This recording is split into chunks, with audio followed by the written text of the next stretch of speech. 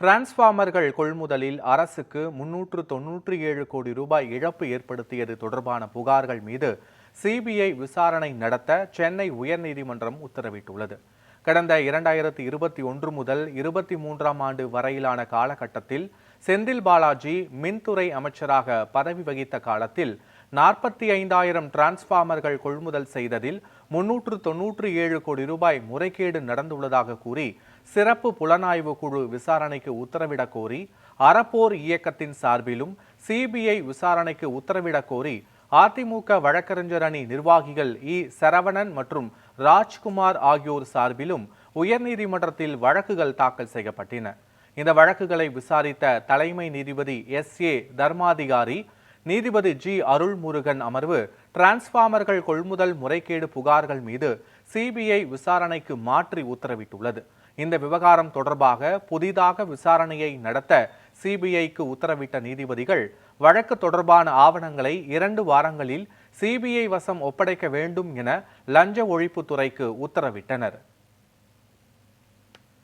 இது தொடர்பாக கோவையில் செய்தியாளர்களுக்கு பேட்டியளித்த முன்னாள் அமைச்சர் செந்தில் பாலாஜி, மின்மாற்றி கொள்முதலில் எந்த முறைகேடும் நடைபெறவில்லை எனவும் 1987ஆம் ஆண்டு முதல் பின்பற்றப்படும் நடைமுறைகளையே பின்பற்றினார்கள் என்பதும் கொள்முதல் செய்யப்பட்டுள்ளது என்றும் விளக்கம் அளித்துள்ளார். மின்சார வாரியத்தை பொறுத்த வரைக்கும் மின்மாற்றிகள் கொள்முதல் என்பது 1987ஆம் ஆண்டு தொடங்கி அன்றைய நடைமுறைகள் என்ன பின்பற்றப்பட்டதோ அதே நடைமுறை தான் இன்று வரை தொடர்ந்து பின்பற்றப்பட்டு வருகின்றன. ஒரு டெண்டர் கோட் பண்ணும்போது 20 பேர் 30 பேர் அந்த டெண்டர்ல கலந்துக்குவாங்க. சில பேர் L1 பிரைஸை கோட் பண்ணுவாங்க, ஒரே மாதிரியான பிரைஸ் இருக்கும். சில பேர் L2 பிரைஸ் ஒரே மாதிரியா இருக்கும். சில பேர் L3 ஒரே மாதிரியான ரேட்டை கோட் பண்ணியிருப்பாங்க. அந்த வகையில் பார்த்தா 1987 கூட ஒரு டெண்டர்ல 2 பேர் L1 ஒரே பிரைஸை கோட் பண்ணியிருக்காங்க. அதே 87 திரும்ப 3 பேர் ஒரே பிரைஸை கோட் பண்ணியிருக்காங்க. அதுக்கு அடுத்து பார்த்தீங்கன்னா நீங்க வரிசையா 2006ல் L1 ஒருத்தர்னா L2 23 பேர் ஒரே பிரைஸை கோட் பண்ணியிருக்காங்க. L3 அன்னைக்கு 18 பேர் ஒரே பிரைஸை கோட் பண்ணியிருக்காங்க.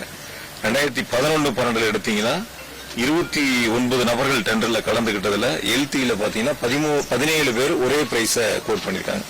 இப்படி 11-12 ஆரம்பிச்சு 13, 14, 13 அதே மாதிரி வரிசையா இப்போ வரைக்கும் ஒரு கிட்டத்தட்ட ஒரு 30 டெண்டருக்கு மேல போடப்பட்டதுல பாத்தீங்கன்னா 16-17ல 17 பேர் ஒரு டெண்டர்ல கலந்துக்கிறாங்க.